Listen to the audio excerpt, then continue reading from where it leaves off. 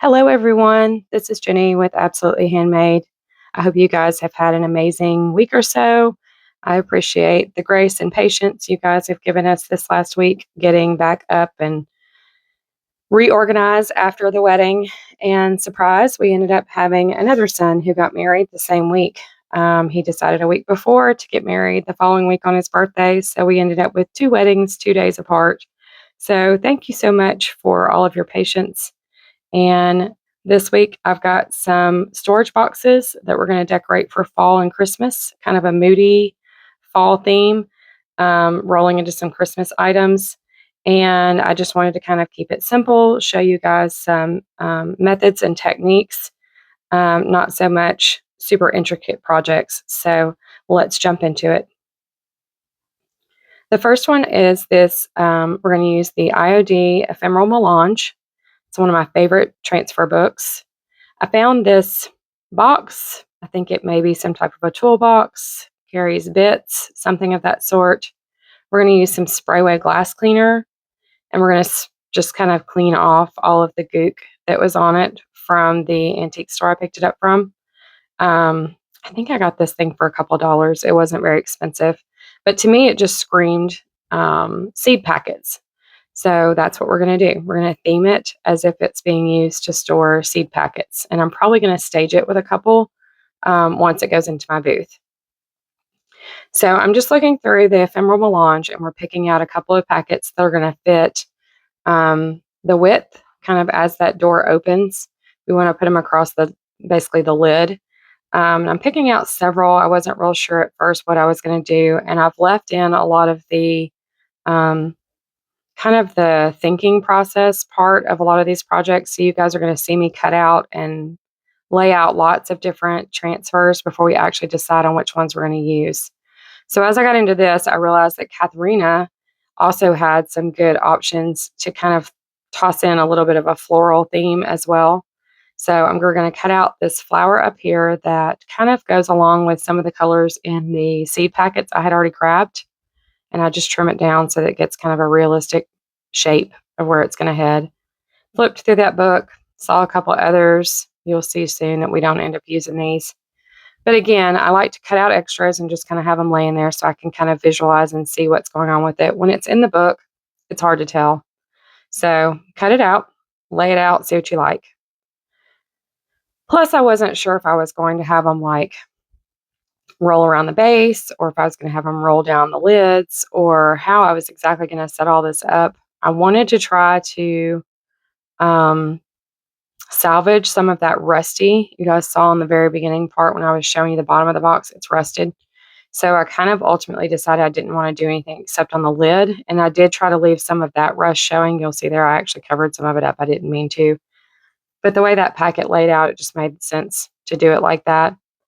And when you're doing my cross down, wrapping around, that kind of thing, start with the flattest surface. So you're going to lay it out and rub down as much as you possibly can. And then you'll start to make those bends on the edges and just lift those up. And you can see that popped right up, no issues whatsoever.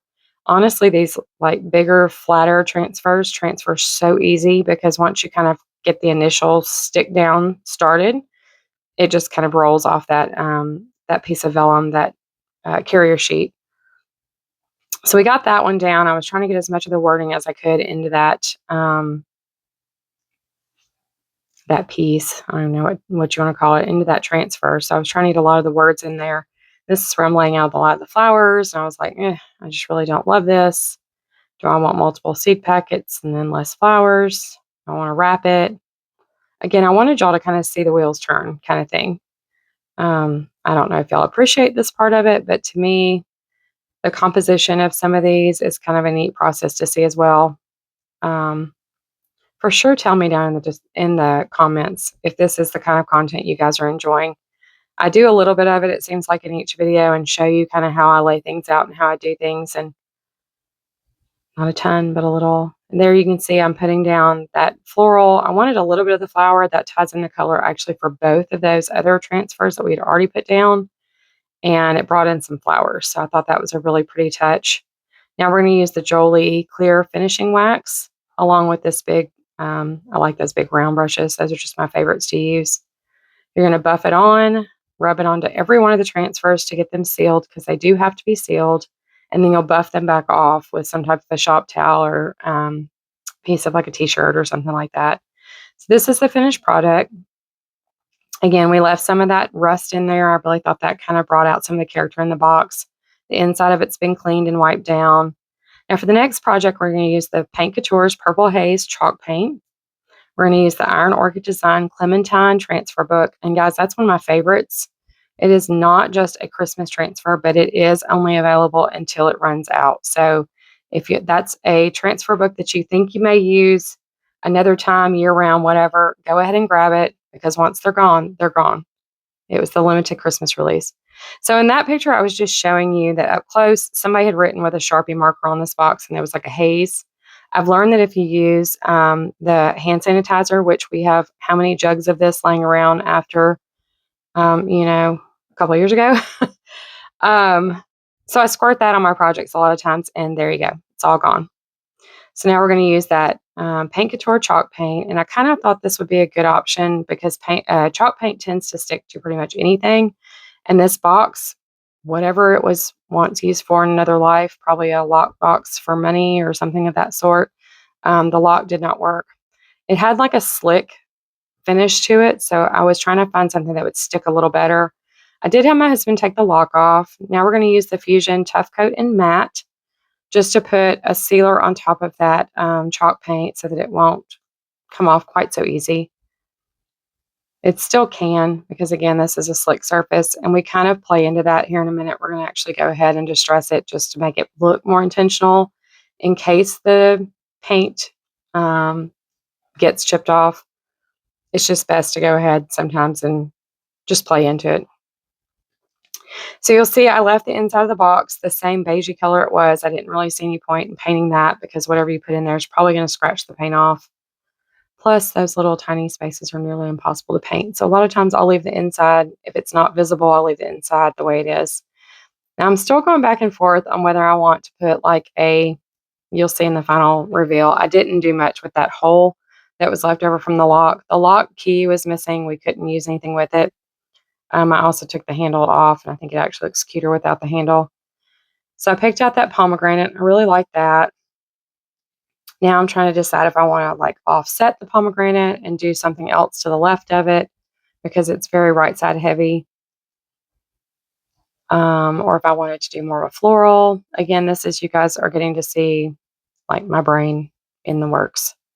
So we're trimming this around.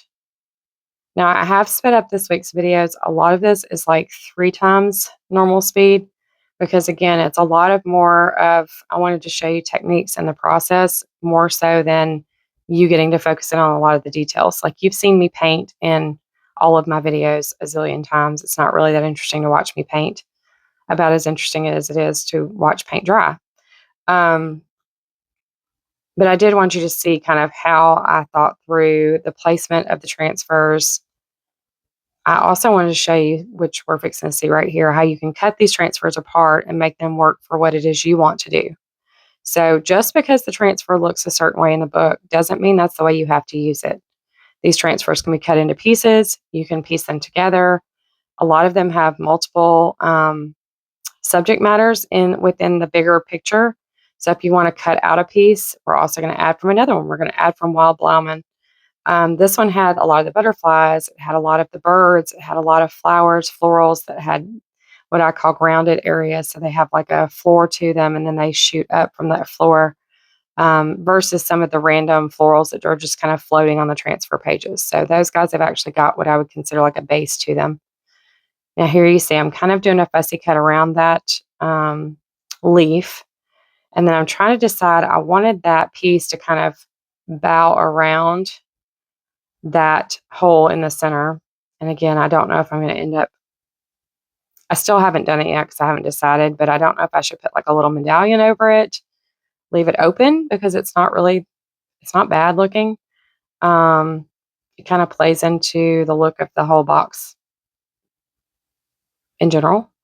But here you're watching me So in order to get the layer the way I want it to, the pomegranate needs to go on last. So we're putting on the florals or the leaves, and honestly, I'm not sure what that is in the graphic.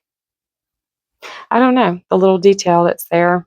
If you know, drop it in the comments because I do not know anything about florals. Y'all are lucky I know that's a pomegranate. At least I hope it is, or else I'm saying that wrong. Correct me if I'm wrong, honestly, because I don't like to look completely ignorant when it comes to some of this stuff, but I don't know a lot of flowers and fruits. Um, my main fruit of choice is an apple. So I don't have a lot to go off of other than that. All right, so we're putting down the other half of this. And something about the colors in this transfer book, honestly, when I picked up Clementine, all I could see was this color purple as a backdrop for something. I just thought it was really pretty. You guys know we did a pomegranate on the little wall hanger, which actually sold pretty quickly in my booth. And I believe we used Chesler behind that, which is a really pretty fusion blue. This time I wanted to use a purple. I think Velvet Plum would have worked well from Fusion as well for this. It's very similar in color. Honestly, the lighter lavender would look really pretty too, but I think Velvet Plum would have been pretty. But I really wanted to use a chalk paint in this instance just to see how it would do on this box. And again, it was kind of a slick surface.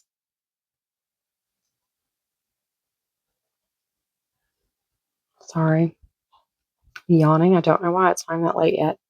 But here you can see I'm just rubbing on that transfer. And when I get it all on there, I love the way it looks. Clearly, I like this design because this is the second half of the same page I've used, and that seems to be the biggest thing I've used so far out of Clementine. I love that color. It's got some words on there, and I wasn't too worried about the words. You can't really see them very well, and that's fine. Not the wording on the white banner, but there's like small black typography down on the right towards the bottom. You can kind of see it right there. I'm getting ready to transfer it on. But it just, to me, it felt very bottom heavy and it didn't have enough up top. So again, the beautiful part about the transfers is you can add to it. So we're going to burnish that one on using the carrier sheet. Yep, looks pretty. Missing something. Absolutely had me just kind of thinking. I did shift this leaf because it just didn't work in the position it was in. Again, you can cut them, move parts around, make it work for what you need. The composition is so fluid with what you're doing. You can just move things around if you need to. Cut them here, piece them together there, fussy cut, wide cut, whatever you need to do. Does this not look like one big transfer at this point? Like, I'm super impressed by how well the transfers are just that easy to work with. Like, you can do whatever you want. Whatever you can imagine, you can do with these transfers. So now we're going to put this butterfly on the left to help kind of balance out that upper left side because that big hole was just really bugging me. Okay, so now we've got some yellow. That ties in the yellow on the right side. Got some similar colors happening here. Now we're going to figure out what to do on that right side. And I just felt like it kind of looked like the limb was kind of either drooping down from the right or should be drooping down from the right, or it was crawling up from the left to the right. So whichever direction you want to say that this leaf or this branch or whatever is moving, that's kind of what we're trying to accomplish. We're going to fill that corner and make it look like there's more happening up there than we currently have going on. So kind of figuring out what I want to do. I found a little branch that I thought might work. And then I ended up finding a branch I thought would work, I think, better, if I remember correctly. Let's see. Back to Clementine. We're bouncing between Clementine and Wild Blauman. Yep. This is the one I ended up using because I thought that red kind of ties in with the reds that are sitting right next to it already and the reds below. So that's going to help kind of pull all those colors together. And this is the one where, okay, we want the bird on top, but we want the bird behind. but we needed the other piece kind of laid down to figure out where it was all going to lay when it was done. And sometimes you have to do that. You kind of have to figure out what needs to be in the background and what needs to be in the foreground, and then you kind of work it together to make it happen. So now we're putting the bird on. We're going to get him positioned well and rub down really well and burnish that. See, he's just floating in there. So now we're going to go back and piece this together. Put that other big leaf on top of his little branch he's standing on to make it all kind of make sense. All right, so now we have more balance between the left and the right side. We've got a little bit of activity happening on both of the tops of the right and the left side of this little box. And again, I have no idea what this box will be used for. It could be used for riser, it could be used for decor, it could be used for storage. It has so much flexibility. I did go back in. I don't know if you can see on the left side, just below the butterfly, right above that little leaf, there's a little tan color dot. And as I explained earlier, this box was shiny.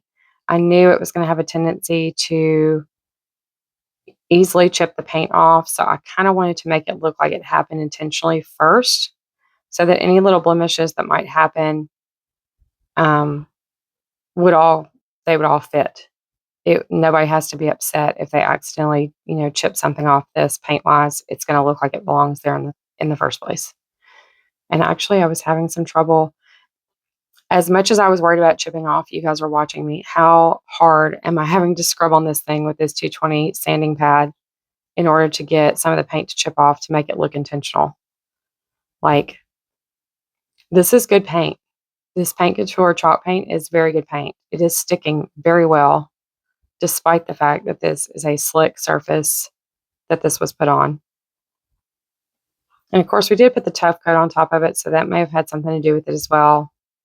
We're going to go back and wipe it all off because I wanted to make sure all the sanding stuff was off before we started waxing this in. I'm just going to use a hairdryer and dry it back off. Don't want to use a ton of heat because we don't want to scorch our transfers. Those transfers are still made out of a version of plastic, so they do not need to be heated up too much. You're going to end up, you'll melt them or burn them up.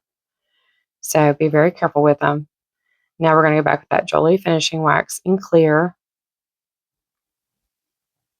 I almost pulled out the Fusion Antiquing wax, but I didn't want to change the color. I loved this purple with these just the colors on this florals blended so well.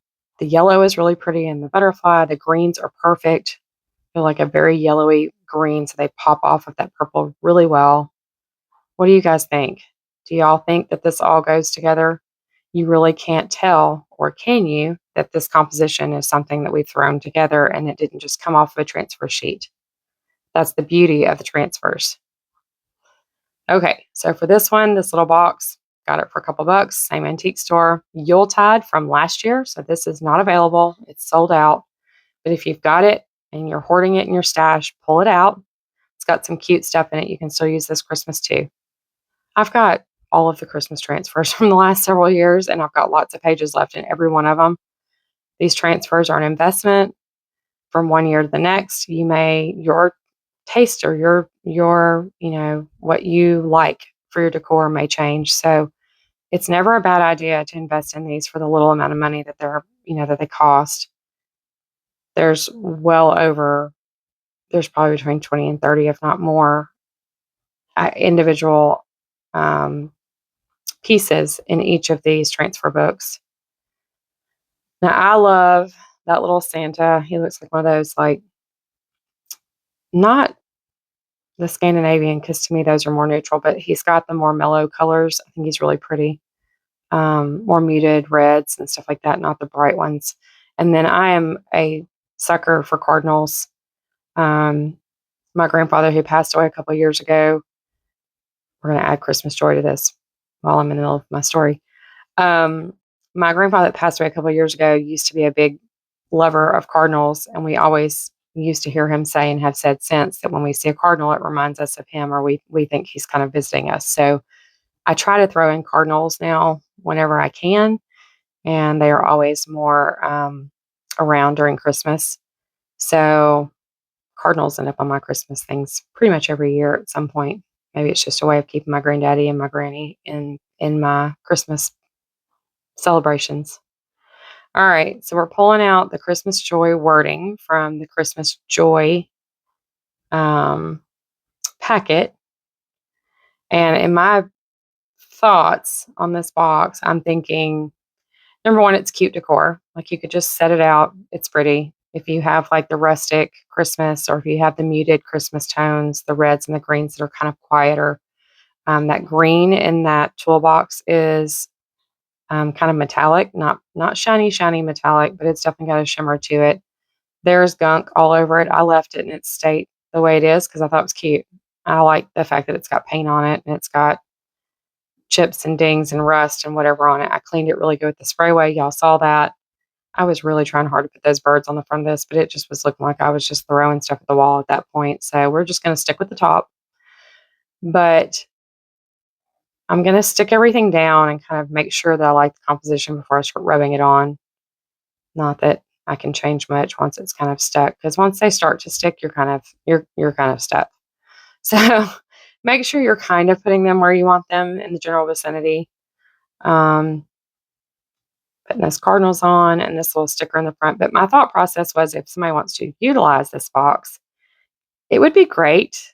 I know on Christmas morning, and you guys tell me, when Santa comes to visit, he rarely brings batteries for the items he drops for the kiddos. So I was thinking this would be a great place to stash batteries. It'd be a great place to stash scissors, what we used to call our Christmas morning survival kit, that kind of thing. Has all the little knickknacks that complement Santa's items that he has left, or friends and relatives who have sent gifts for kiddos and they're sitting under the tree and you open them up and it's their favorite toy ever and you do not have the correct battery for said toy. So we got to where we would buy like a variety of button batteries and like one of those big mega packs at Sam's of the AAAs and the double A's. And we always had a couple of like C's and D's when we had little kids because they always seem to need those too. So this little box would be kind of cool for something like that. It'd be cute decor during the Christmas season. And then it would be amazing to have as like a survival kit for Christmas morning. Tell me if I'm off kilter. I mean, is that a crazy idea? That's kind of what I'm seeing when I see these boxes. Um, as I've gotten older, I'm more into storage and things that I can utilize times two, so or more. For instance, you guys have heard me talk about the fireplace I'm building. It's going to have storage cabinets. That's one reason it's taking me so long, because it's got storage cabinets all around it. And storage drawers are going to be built eventually to go under it. That one's been, what, a year in the making? You guys have been here since the beginning. I'm sure you've heard about it. You can comment below. Just shout out some words of encouragement. Maybe I can finally get this fireplace done. All it needs is to be painted and then put in place. So I don't know why it's still in pieces in my garage, other than to drive my neighbors crazy because my garage looks like a mess. So anyways, again, storage, storage, storage. That's what this whole video is about. All different types of things we can use for storage. We're going to seal this in with the finishing wax. Again, the clear. I didn't want to use an aging wax on any of this stuff. I felt like the colors that were in that box were the correct colors to begin with. I didn't want to mess with them. It's already got its aging, so we don't need to add that with the wax. You put the wax on. We're going to do Karate Kid, wax on and wax off. You just buff it in. Seal your transfers. They'll last a long time. Those beautiful cardinals and all their details. Just the little touches in the corners. The Christmas Joy looked really cute, but it needed that little framing. I think that was the perfect touch with the little berries and mistletoe leaves. And that little tag is just adorable. And that Santa, I love him. I don't know why, but I love that Santa. Okay, another grimy storage container that we're going to clean. And then we're going to add Winter Botanist. Now, Winter Botanist is kind of one of the Christmas transfers this year that's kind of a sleeper. It's got a lot of cute stuff in it. And you can get it now and use it now. It's not just Christmas. It has some fall stuff in it. It has October. It had September. It has just fall leaves and fall things you can see in there, pine cones, birds, more birds. The birds are really cute. I love the birds. I love this little wreath type thing. It had like pine cones and y'all, it has all the things. Like if you want something that's kind of neutral, that's not necessarily Christmas, maybe you don't celebrate Christmas that much, or it's just kind of a part of the year for you. This is a good one because it's got a lot of fall things and winter things that are not necessarily Christmas. So I wanted to just dress this up. It's got red in it.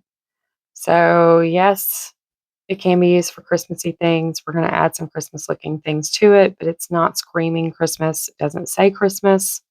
I didn't want to do that on this one. I wanted to put birds on either side and kind of frame it out. But I also had to be careful to make sure that I was choosing something that didn't have a ton of red in it because I didn't want the red to get, I didn't want it to disappear onto the toolbox. So now I'm pulling in some more greens just to kind of pop and offset any of those birds. I really wanted to cover the whole top of this. And guys, I know this is not a super wow video this week. And part of that is just because exhaustion is still a real thing. But I wanted to show y'all some of these techniques. Like you can put these transfers on these little like bumpy areas on these toolboxes. You can pick up a random item at a yard sale or at an antique store or at a thrift store and dress it up to be some kind of cute decor in your house. I'm trying to just give you some inspo and some ideas on things you can use. Maybe you have some stuff laying around. Maybe you inherited some stuff from your grandparents when they passed away, or your parents have handed things down to you and you're just like, what am I going to do with this? You can dress up some of these random household items into some really cute home decor, especially if you have rustic decor already, which is maybe why you ended up with the items that have been passed down, or maybe something you've gravitated towards in the thrift store and you're like, why do I love this toolbox? What would I do with it? Well, here's something you can do. And honestly, if you look on there, I don't know, at one point I think I pointed at it, but there's actually a name etched into that little silver panel in the middle, and I didn't touch it.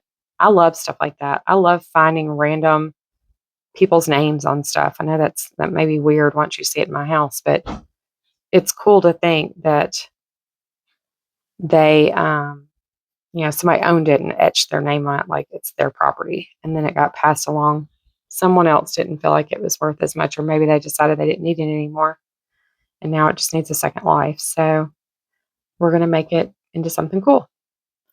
Y'all are seeing me piece together these leaves. I wanted them to be bigger and wider than what they came in the transfer book as to start with. So again, this is just giving you another example of what you can do. Piece together your transfers, guys. They don't have to be put on things the way you find them. Make it your own. It does not have to be the way IOD envisioned it. It can be the way you want it to look, which is the cool part about what you get to do with these.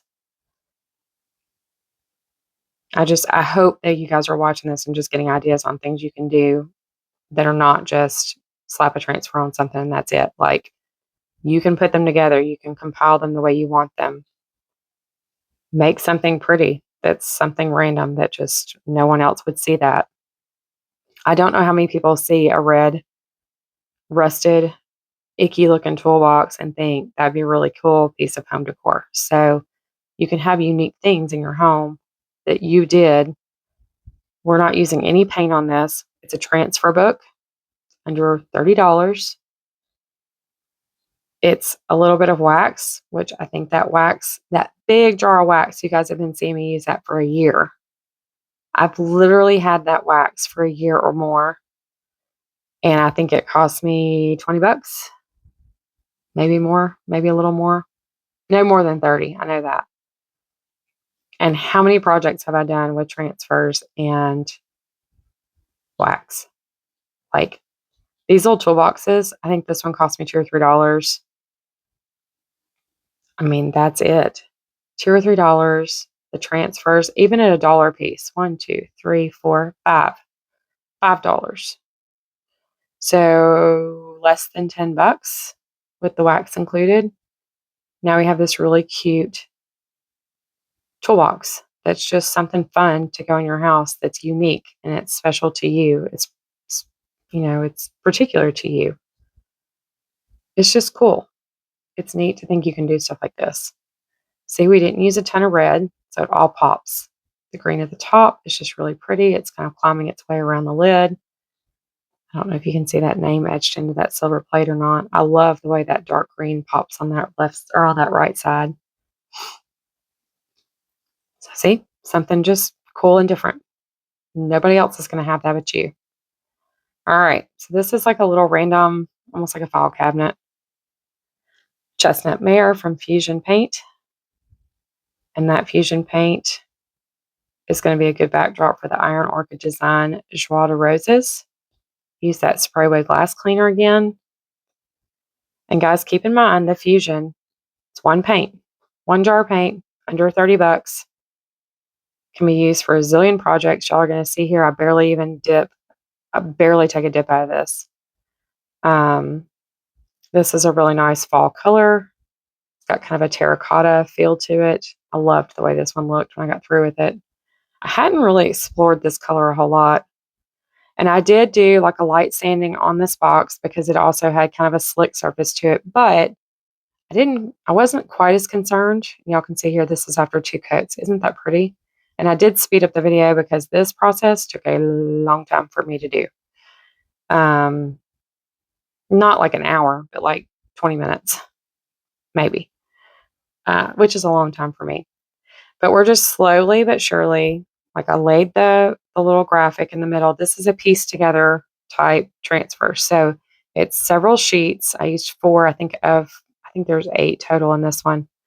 And I'm cutting to kind of create flaps. So the first half of the placard is going to go right in the middle of this one on that Fusion Paint. And that's where I was going with that. The Fusion Paint, remember, is a primer, a paint, and a sealer rated for exterior. So UV coating. This could be used, it could be used outside now that it has the transfers on it. I wouldn't recommend it just because transfers don't always hold up well with UV. But it could be put like in sunlight in your house and it shouldn't mess up the paint. So the first thing we're doing, you kind of have to think through this one because there's a bird on this side that I want to be visible. So I'm flipping the top flap down first and the top side flap down first. So the bird is still sticking out. You can't really see it yet, but the bird is still sticking out to the front. Like you could still look at the front of the box and see the bird because his portion of the transfer is still sticking out to the front. So now that I've tucked that top side down, there's like flowers. Now you can kind of see it. And now we're going to curl that bird. And I know it's kind of cut off because the way I was trying to do it, there we go. Curl the bird around and layer whatever's with the bird on top of what you did from the top piece that came down first. Does that make sense? Guys, ask questions in the comments if this is confusing. I'm trying to explain it the best I can, but it is kind of a difficult process. I'm hoping this is one reason I sped the video up and I left all of this in there because I wanted you to see how I did this multiple times in the hopes that it would make sense if you saw it done repeatedly. So now I'm doing the second half and you can see I'm already starting to kind of fold it down. And on this one, there's a butterfly. And the butterfly is on the top portion of the side piece. So we want to get the front down first, making sure that's down really well. Then we're going to do the top part. And that's just a big flower. We're overlapping the first one we put down. That's totally fine. There's a flower going down. Looks like an orange going down, I believe. Now, see how you fold that over? Now there's the butterfly. Now the butterfly is on top. And I guess most of the orange, oh, actually the orange is still peeking out. That actually looks really cute. I forgot it looked like that. But now you can kind of, and you notice I left some of the front intact, like not rubbed on yet, because I wanted to use that as kind of like sticky tape to kind of hold the graphic in place. So each time I go to like go around a corner or lay a flap down or whatever the part is that I'm working on next, I try to leave a portion of the other sides still stuck down so that it kind of holds it in place.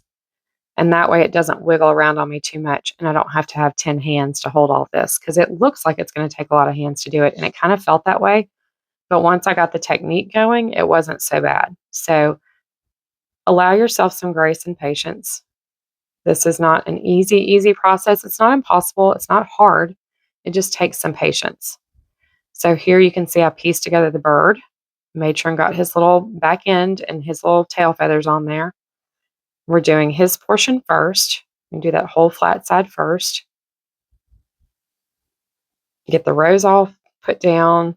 And again, you're going to see I just kind of leave stuff kind of stuck.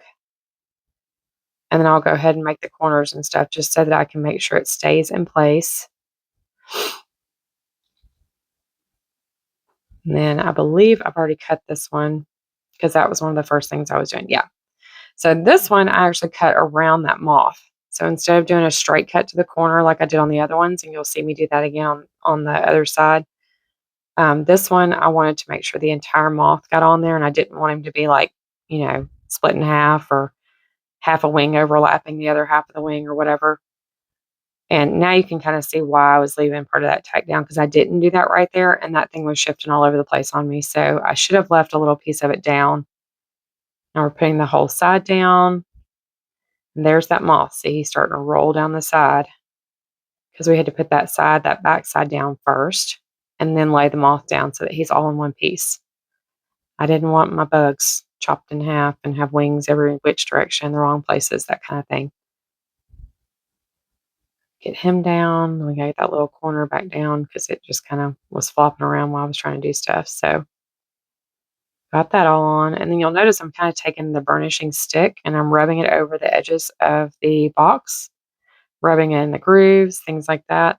That's just to help whatever pieces, ended up in the groove either stick up or stick down to where it's headed. Now we've got three sides of the box started. We're going to start this one. And this is more just roses back here, so piece it together as best you can. They do give you kind of a wiggly line so that you can figure out a way to overlap it the way you want to and make it make sense. If you notice on the front, I didn't match them up quite as well at the top of that when I was piecing them together, but the placard is all pieced together correctly. So it looks the way it needs to. It just kind of gets wonky towards the top. Now see, I did that again where I did the top flap down on the side, and now I'm coming up from the back and wrapping that side around, or that top piece over at the top. So I'm layering my transfers, but I'm layering the transfer within its own sheet so that it's like half, the right half down or the left half down on the top, and then the other one goes across it. But you have to look at the subject matter on that piece of transfer to make sure you're not chopping mainly bugs or words. We don't want those to be messed up. Flowers, they can kind of be overlapped in one, whichever direction they land, just because that's fine. That's how they grow in nature. You can't always see every piece of a flower. So it makes sense. Here we're finishing up this last little rose on the back. I've never used this transfer before. I kind of put it off. I don't know why. Probably because it has colors that aren't normally something I like to go for. But honestly, against this orangey chestnut mare from Fusion, I loved it. I went back and forth on whether I wanted to do like a blue or if I wanted to do a pink or whatever. But the orange kind of lends to that fall tone. I think this also would crawl into spring just as well because it's kind of a brighter color. It's still an orange, and yes, it's kind of a darker orange, so it can be played down in the fall, but it could also be played up in the spring. So this could be a very, what's the word? Y'all, my brain just left me. It could be a very, I give up. It's something you can use in spring, fall, whenever. Just pair it up with things that make it look the way you want it to. In the spring, put it with something brighter. It's going to pull out those bright tones in the roses. In the fall, put something darker up against it. It's going to pull out the darker colors. I'm actually showing you kind of how everything's working together. It's all amazing. It just turned out so pretty. I'm getting to where I'm trying to challenge myself with the transfers. I've been using the smaller ones forever, and I've kind of avoided some of the larger ones, but just they've always kind of haunted me because I've worried they'd be too big. So if I can do it, you guys can do it too. Burnish the whole thing down. It really is a pretty transfer. I was kind of shocked because I didn't love it in the book. And now that I've got on a project, I really like it. I've seen it used many other times by other creators, and I've always liked it. So I don't know why I waited so long. But anyways, guys, we're going to use some clear wax on this as well. Y'all saw me use the sanding block to kind of rub the edges to make sure that it looks like it's just old and worn. Isn't this pretty? What do you think? Do you hate it? Do you like it? Would you do something with Joie de Roses? I think it's kind of pretty. I think I'm going to have to use it again. And this is an everyday transfer, so you can get this from IOD anytime. That bird is really pretty. And he's big. And these flowers are huge. I love it. I actually love the big graphics. I didn't expect to, but I actually really do. Those roses are just exquisite. I like it. I really like the way it turned out. What do you guys think? Do y'all like today's projects? This one was the biggest challenge for me. The rest of them were fun, but this one was a challenge. So I hope y'all like it. So this week, guys, like, comment, share. Be sure to click the bell and subscribe. Send this out to friends and family, somebody you know that might like the same type of content. And hopefully I get another video out this week. But if not, I will see you guys soon. Bye.